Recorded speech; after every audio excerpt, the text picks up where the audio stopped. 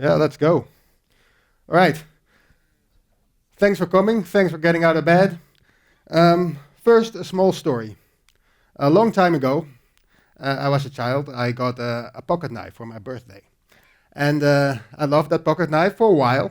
I played with it and I did kid stuff with it. But at some point, there was a problem because my sister, who was a little bit older than me, she had a slightly bigger pocket knife and it had more gadgets. And the problem was that her pocket knife had a bottle opener, and mine didn't. And that really pissed me off.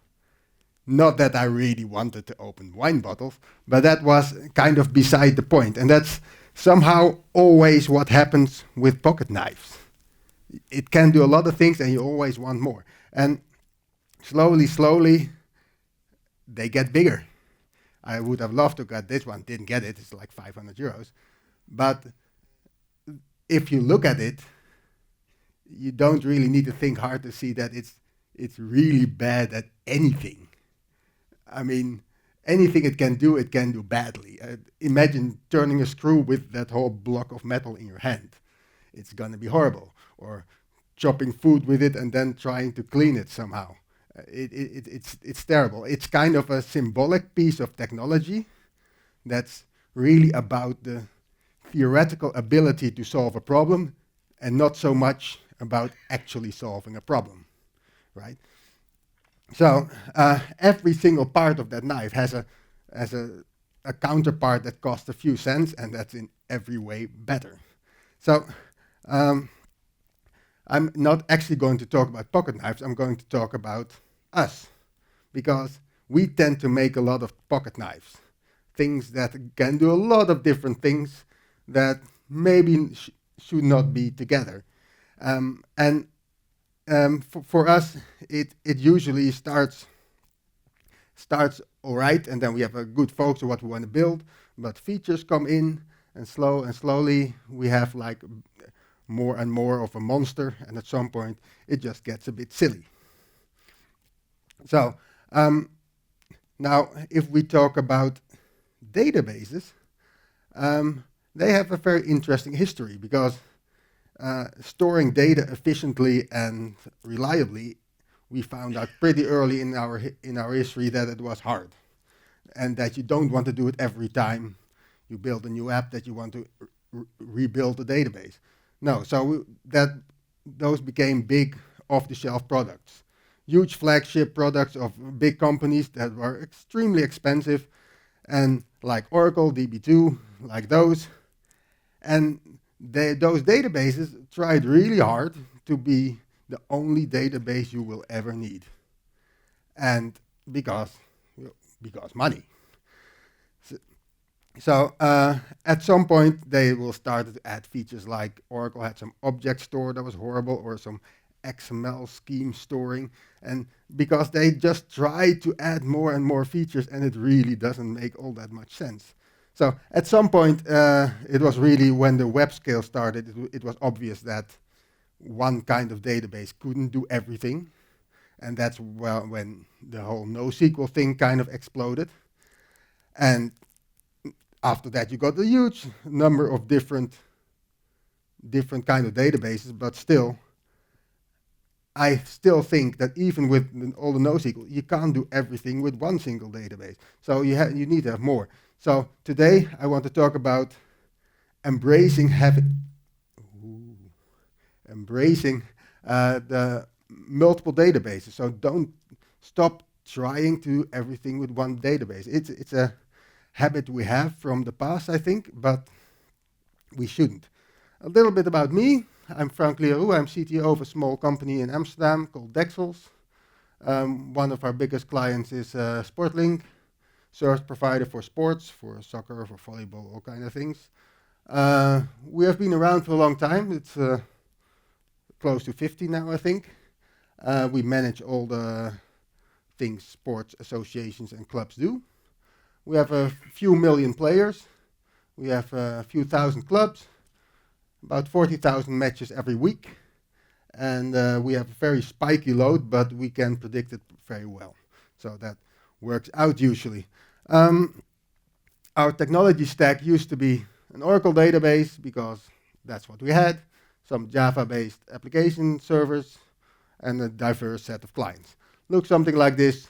We have seen millions of those. Nothing exciting there. So in practice, it's a little bit more like, a little bit messier than this, but something like this. So for the a few years back, we got a kind of a challenge because up until then, we always used to the clubs would do pretty much everything. So if somebody changed address, the club would do that, or they planned all the matches, or make all the changes. And we want to stop doing that. We want to give every player the opportunity to change that. So that means that we would effectively go from 6,000 users to a few million users, and that would that's not something you brush over easily. So we also knew that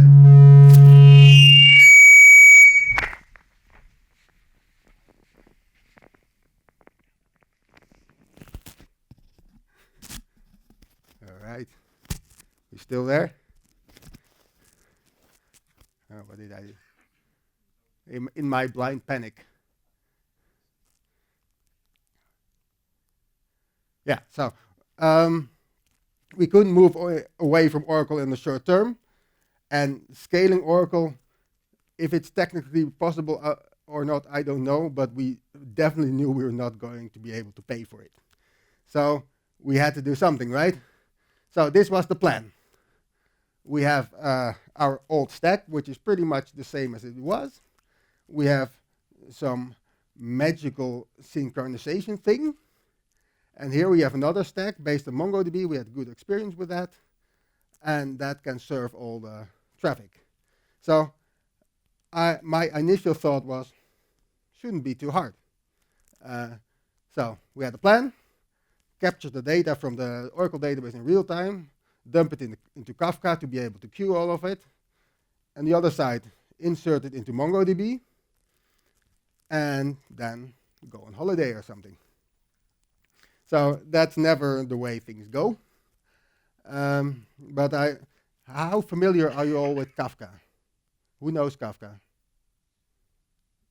That's good enough for me.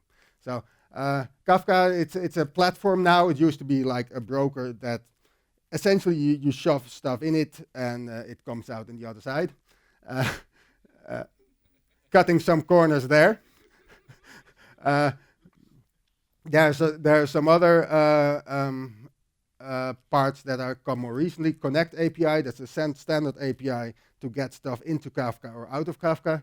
And the Streams API that will allow you to do stream processing on topics. And I'll get back to those two in a minute.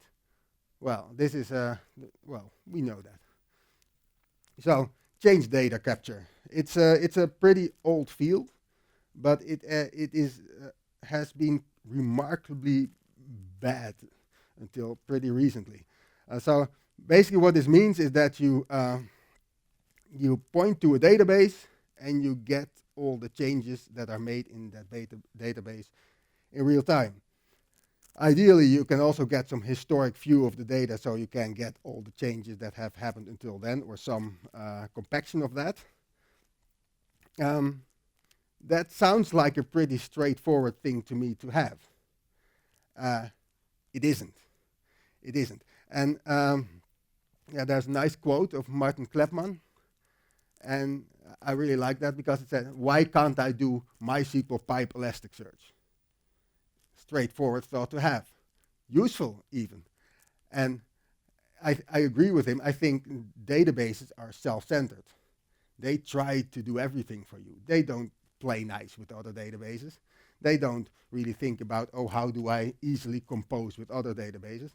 No, they just try to be one database, and if you need to do more, you add the feature request and maybe even give them some money.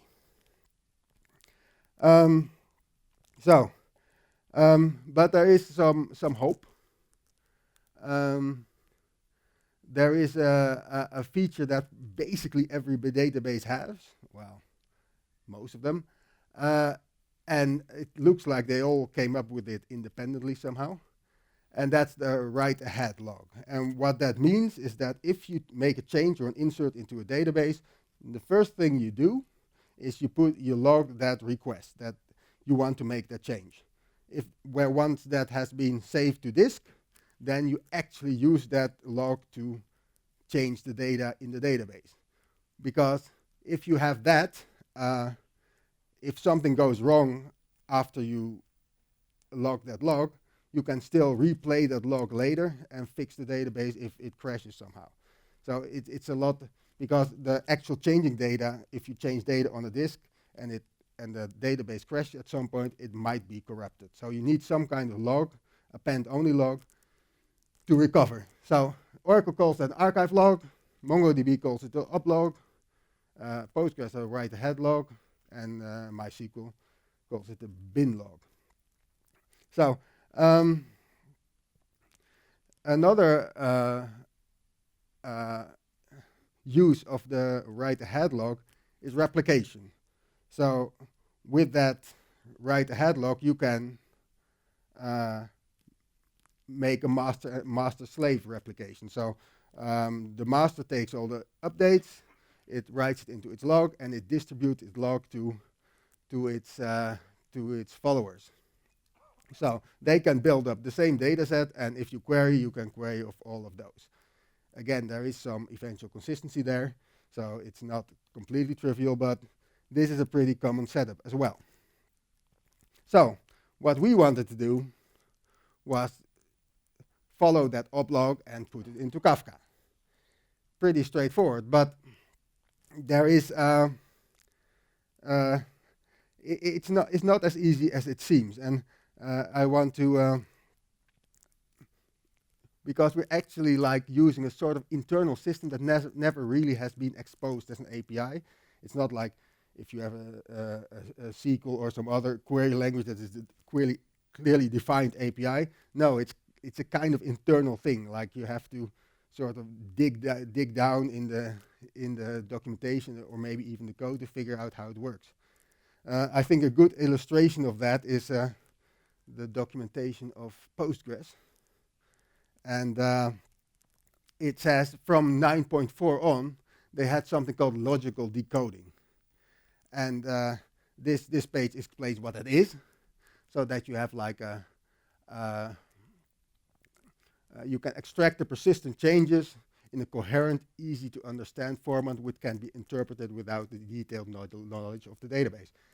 And that says also something about the situation before this, the way they put it here. So it was an incoherent, hard to understand format that was impossible to understand without internal knowledge of the database, and that was definitely true. So kudos for Postgres to do that, but the other databases have a similar problem. So now here comes Debezium comes in. Who has heard of Debezium? More than I thought. It's from Red Hat. It's pretty young. It has been around for a few years, but now it starts to mature a little bit. It's basically, it tries to standardize that part of reading and write ahead log of different databases. So they're slowly adding more and more databases there. It's based on a research project called Bottled Water that basically they did that for Postgres, but they try to expand it to as many databases as possible. They support now Postgres, MySQL, and MongoDB. Oracle is in progress. So I don't know if there will be more in the future. It's one of those products that has a really dirty job. I mean, it's like at first I didn't know this was a thing, that it was hard. And once you have something like this and it works, you forget about it immediately because it works. And it doesn't have an UI, you just point it to a database and to a Kafka queue and it does its thing. So, if we make this a bit more concrete, we have SQL, the source database over there. It has It has a database, some application server, doesn't really matter. And there's a change, for example, some person, could be an update, could be an insert, doesn't really matter. And you put that into the Kafka queue. And on the other hand, we have a MongoDB database that listens to that change and inserts it into MongoDB. That is pretty straightforward. So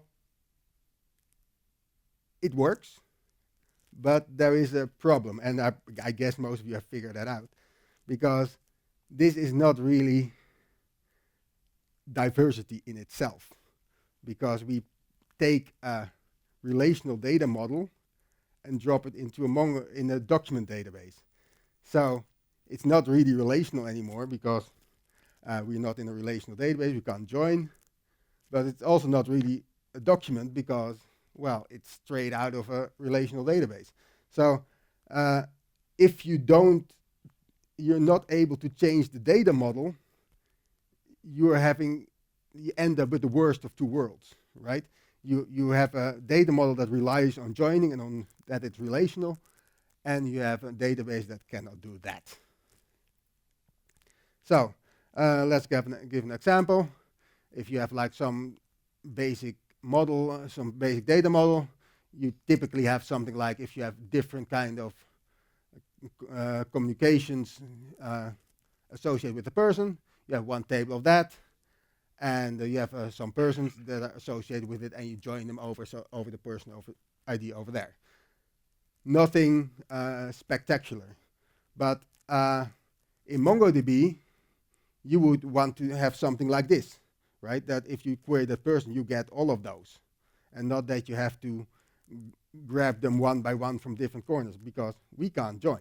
So we want to have also for performance, to have as few queries as possible. So you want to optimize that document, that you just get one document that contains everything we need.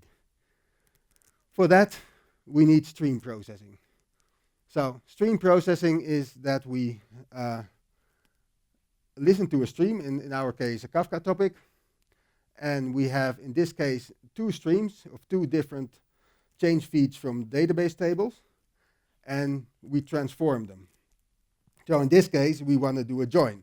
But a join on a stream is not that straightforward if you think about it, because there might be millions of people on one side coming in record, and the communications flowing from the other side.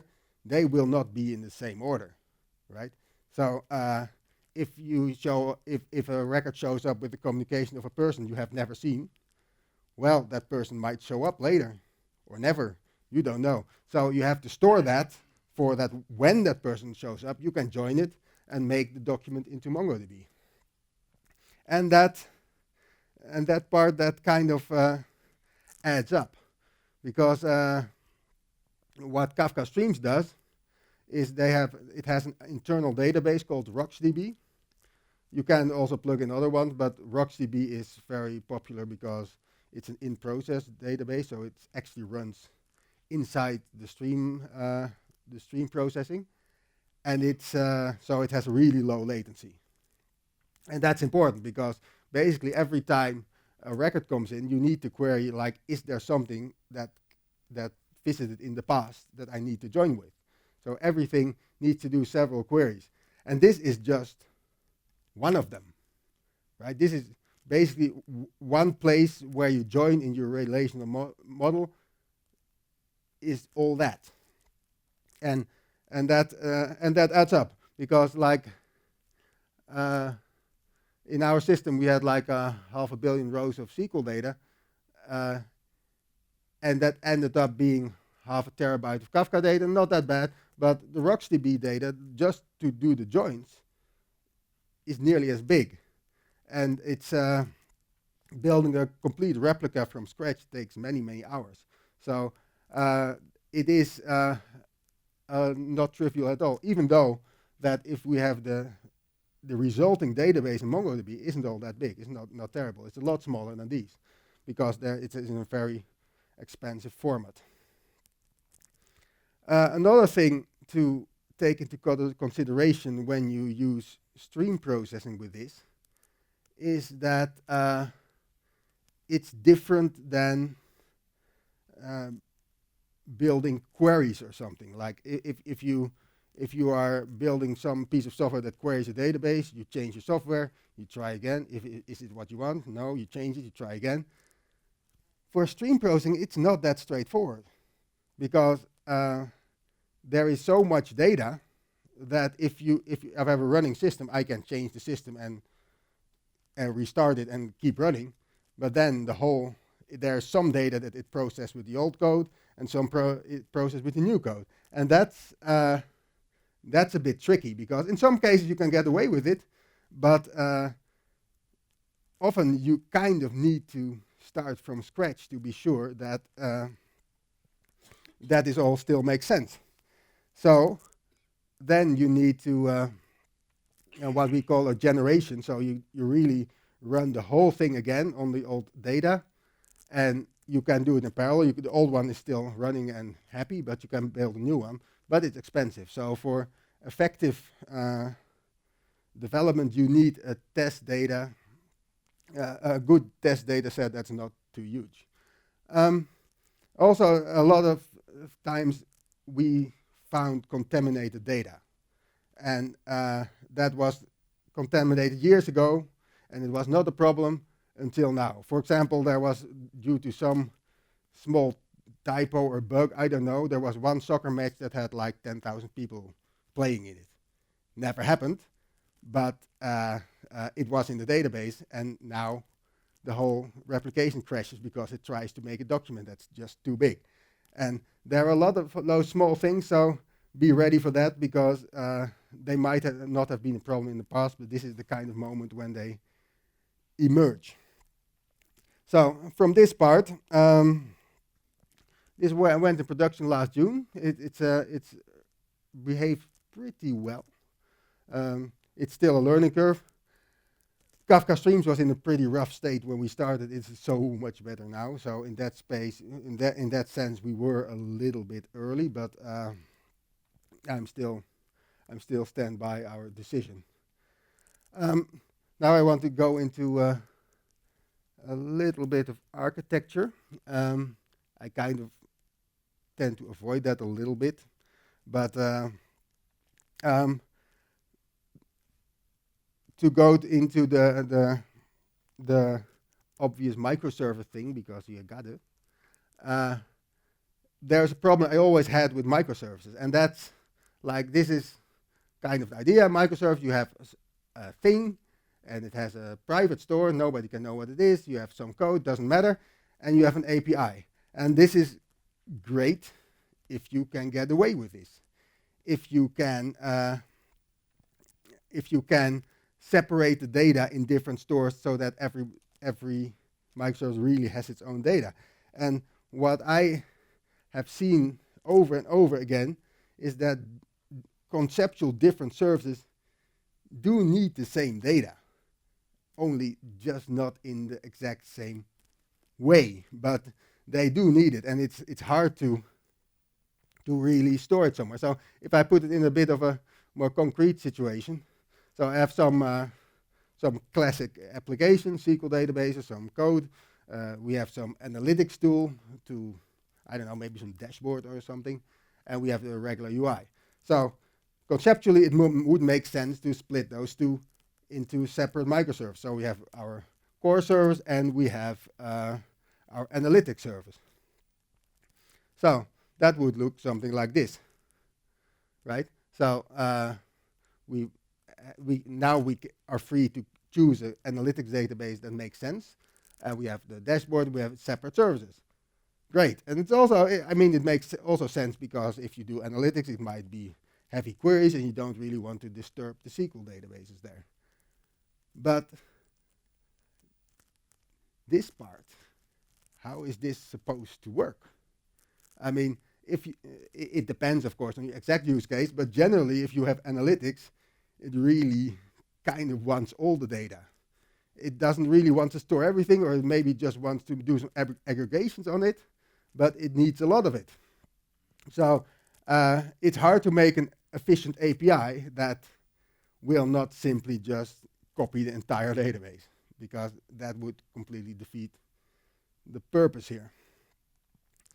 So for that, we have a thing called event-driven microservices, and that's basically what we are building now.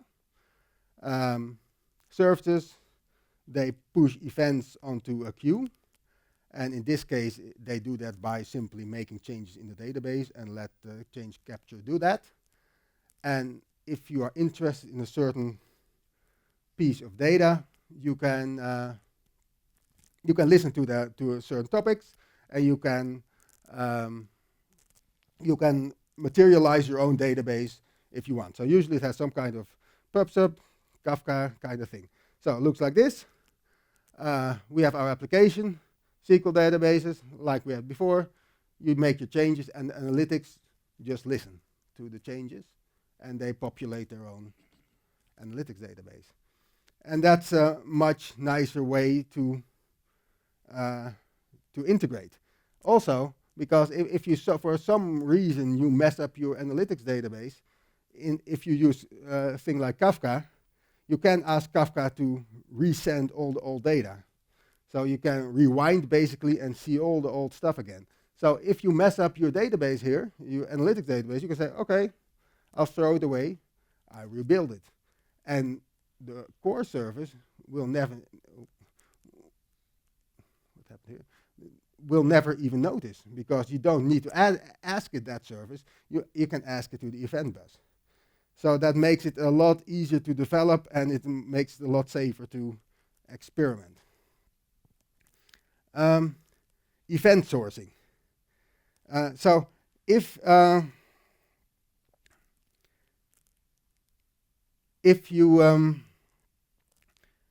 are a very brave man or woman, you can take that system we built, the one before, and you can actually, and this was not a good idea,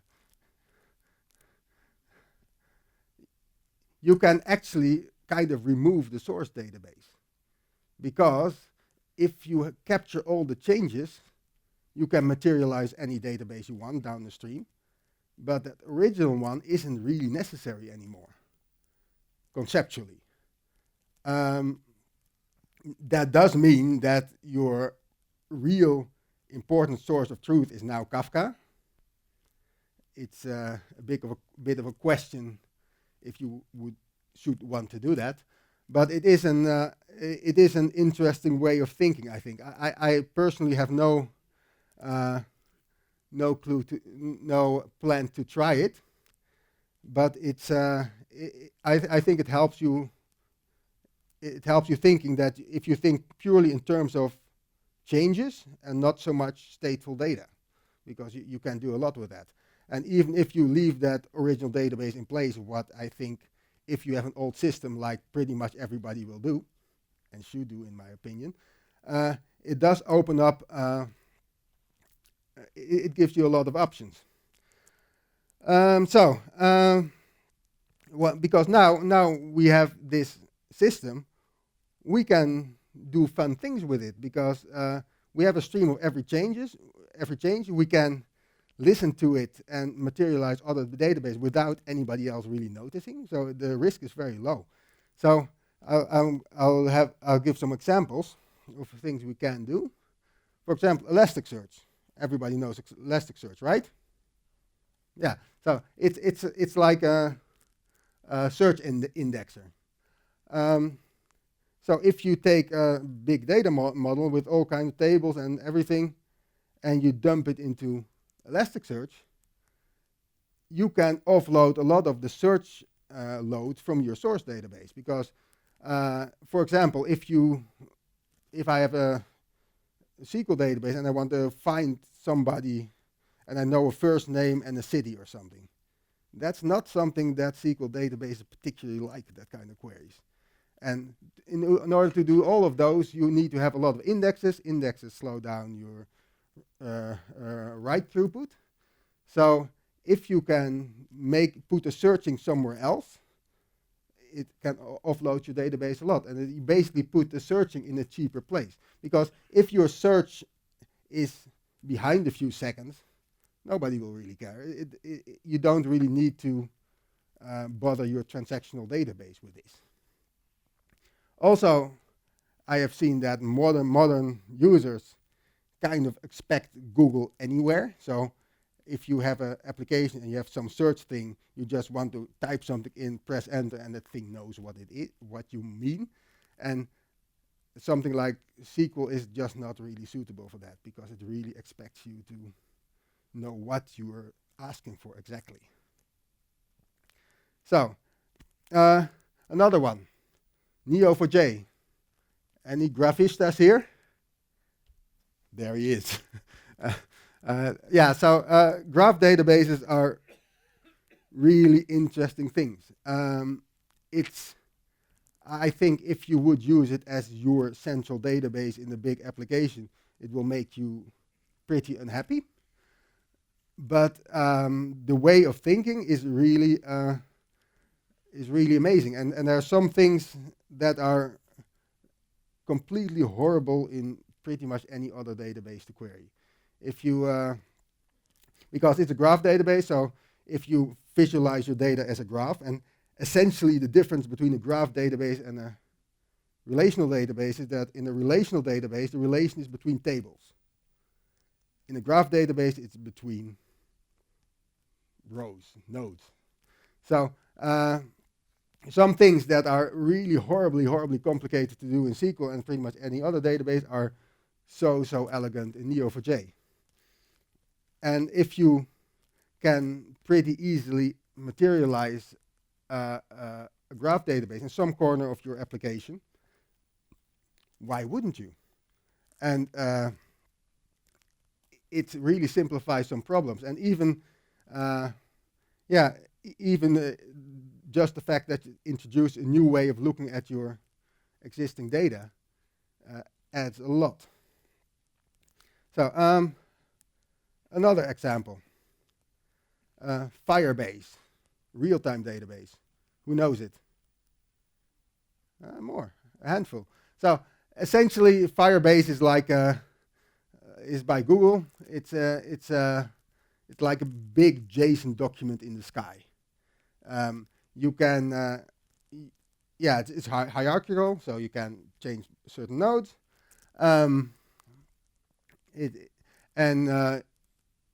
Not only can you change certain nodes, you can register for updates on a certain node. So there are some really nice SDKs for web and for mobile that you can say, I want to display the value of this little piece of the JSON document on my web page or on my mobile app. And when it changes, it will handle all the updating. So it actually does, it does a lot, and it makes, for example, publishing things, like for us it's interesting for if there's somebody interested in scores or something, you want to put it on some scoreboard or next to the field, and you just listen to the updates in FIREBASE, and then we don't even get the traffic anymore. And if you would do it in a more traditional way, you would have to poll it or something. Also, we can kind of loosen how we define what the database is, and also use this system to push data to caches. So we can, because we know when something changes, we can just use that to invalidate caches, and beside that, we can basically cache forever until we know there's a change, and that makes it very efficient also to flush. Even further, we can actually push data to clients. It's pretty much like the real-time database, but sort of homemade. But it's a so much more powerful way of using data that you don't have to query it all the time. You just push the changes. So, so my point is somehow that that databases are better as a team. It used to be a time that it was completely not feasible to have multiple databases, and that it was so much, the overhead was so much more than it would gain, but I think that time is over. I think it's easier now to use several databases, each exactly what it's good at, instead of one big one and try to make it do everything. That's just getting painful, and there is so much possibility we have now to we have so much more possibilities. And also I think it's very good for your development, because you can easily use new database, and it helps you thinking about data in a new way. And if you just keep plodding on your old database, you kind of stuck. So I want to try a little bit of a demo. It's probably going to fail. So it's not very visual. So I'll start with explaining what I'm doing here. I have balanced some containers on top of my MacBook. So it's a Postgres database. We have Zookeeper, Kafka needs that. We have Kafka. We have Kafka Connect with Debezium that takes the changes from Postgres and puts them into Kafka. We have Kafka Streams that will read the topics and reformat them, and we have a MongoDB as well. So we have a little bit of a demo database. Nothing particularly interesting here, but the ones we will be looking for is the customers there, and the addresses which have a one-to-many relation.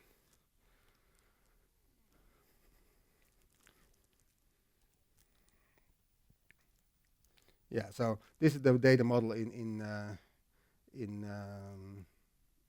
Postgres, and we want it to be something like this in MongoDB, so we can do it in a single document. So let me try for a moment.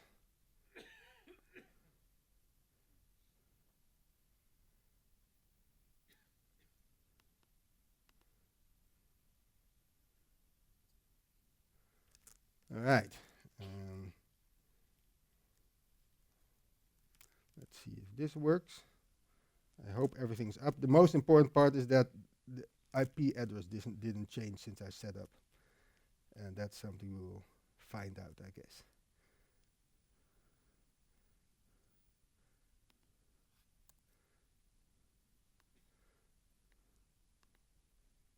So this is the data model.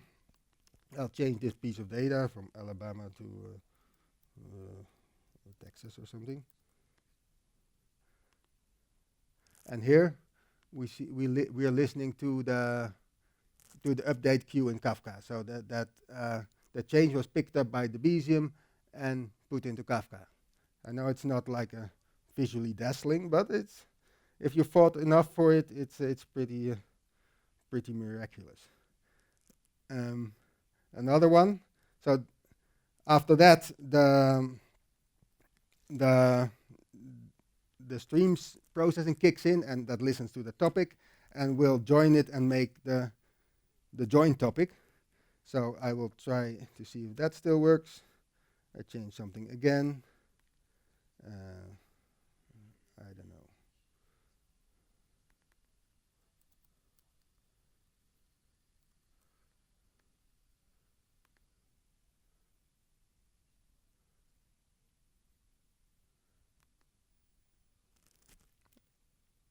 And there we are. And now it's a bit of an odd format, but you see that you have the primary message, and you have a sub-message there that contains the address with Iowa in it. And so this you can easily insert into MongoDB, and then you are pretty much in business for this small case. Oh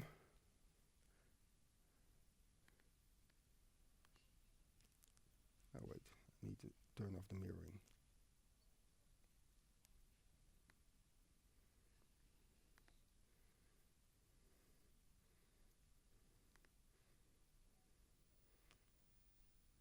Yeah, so that's basically what happened. Postgres, the Debezium basically pulls them from Postgres, puts them into Kafka, takes it through streams to join them, and Kafka Connect also picks up the changes from Kafka and insert them into MongoDB. Demo. This is like, I think, one of the worst cliches in our business. It's everywhere. It's right up there with, oh, we don't want to reinvent the wheel. But I think what's worse with this one is that, in my opinion, it's used wrong. It's used usually when, oh, if you have some shiny new hip toy, you want to do everything with it. And that's, of course, a bad idea. But I think there is a deeper point here, that if you are holding a hammer, that hammer influences your thinking. The tool you're using influences how you are thinking. And that makes it pretty scary, because usually you think that you are the one in charge if you're holding a hammer. But maybe that's not completely the case. And so if all you have is SQL, and I know a lot of people like that, they are complete wizards with SQL, and they can make anything work. And that's true, and that will continue to be true. But that's kind of beside the point. We are smart people, we can make anything work. Doesn't make it a good idea. So I would like to invite you to try to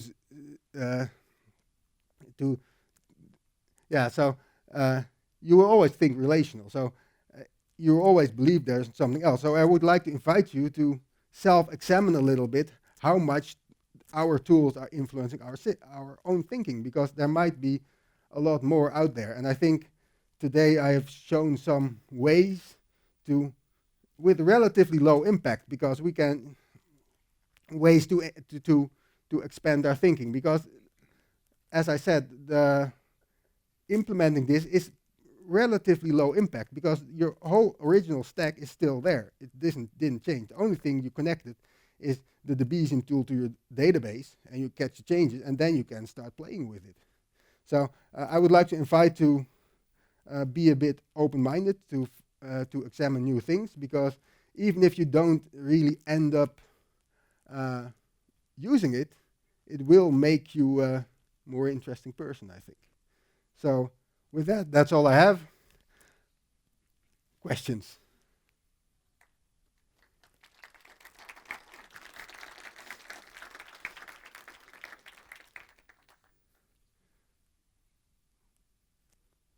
Right there.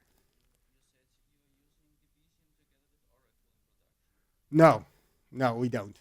No, that would be a really bad idea. I tried. Now, we are moving as well as this. We are moving from Oracle some parts to Postgres, not all of it, but some of it.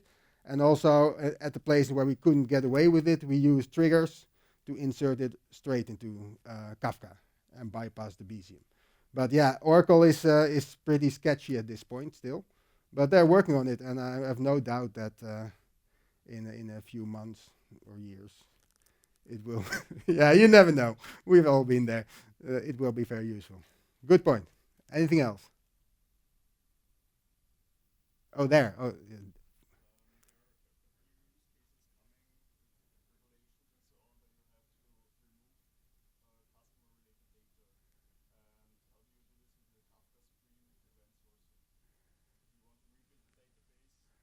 Mm-hmm.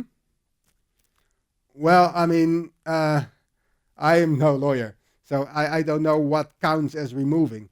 If I remove data from my database, it will propagate through Kafka. Kafka will compact that data and essentially remove it from Kafka. It might take a long time before it actually does that. So I don't know if that's good enough. But yeah, I do see your point in the sense that the more places you put your data, the bigger the issue is going to be. And yeah, I don't really have an answer for that. I don't know. Anything else? Right there.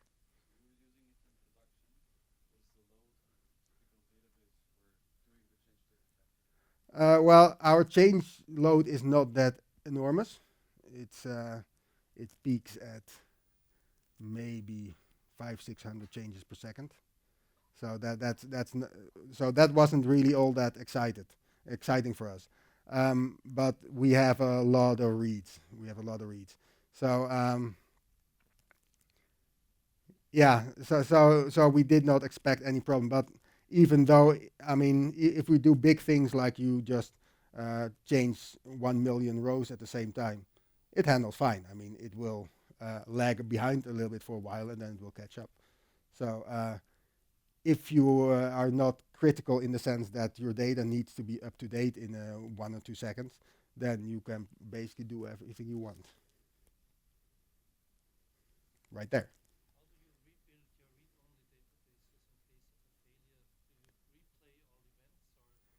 Yeah. So usually, if you mess up your read-only database, then you can start that from Kafka. So Kafka all has the relevant data.